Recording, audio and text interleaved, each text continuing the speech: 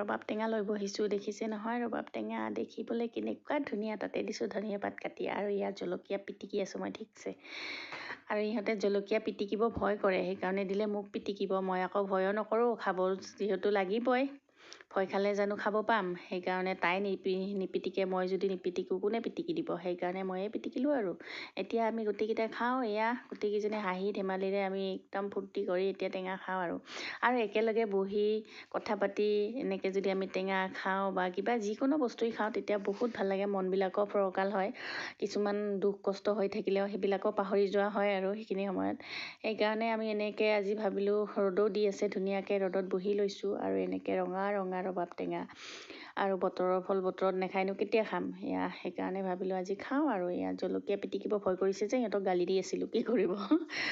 এতিয়া মই ধুনীয়াকৈ ৰবাব টেঙাখিনি সানি লৈছোঁ, দেখিছে নহয় কেনেকুৱা ধুনীয়া লাগিছে দেখিবলৈ।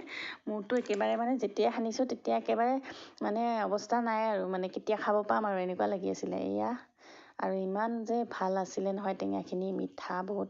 আৰু যদি ধান কটা হয় পথাৰত, যদি ধান কাটি তেতিয়া যদি জিৰণিৰ সময়ত ৰবাব টেঙা খোৱা হয় আৰু মজা লাগে। আমাৰ যিটো ধান কটা নাই, কি কৰিব, উপায় নাই, দুখৰ কপাল।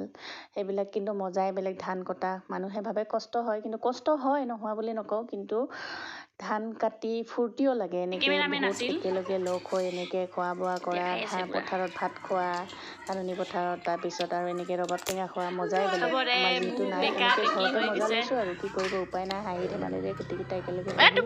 আমি কষ্টৰে খোৱা নাই, এতিয়া ধান কাটিব গ'লেতো কষ্ট হ'ল হয়, কষ্ট কৰি খোৱা যেন হ'ল হয়, কিন্তু আমি কষ্ট হোৱা নাই, আমি এনেই বহি খাইছোঁ আৰু এনেকৈ ধেমালি কৰি। আৰু এনেকৈ আপোনালোকেও খাব, আৰু ইফালে ময়ো পূৰা দবাই আছোঁ। আৰু আজি ভিডিঅ'টো ইমানেই ভাল লাগিলে লাইক কমেণ্ট শ্বেয়াৰ কৰি দিব। আজিলৈ বাই বাই।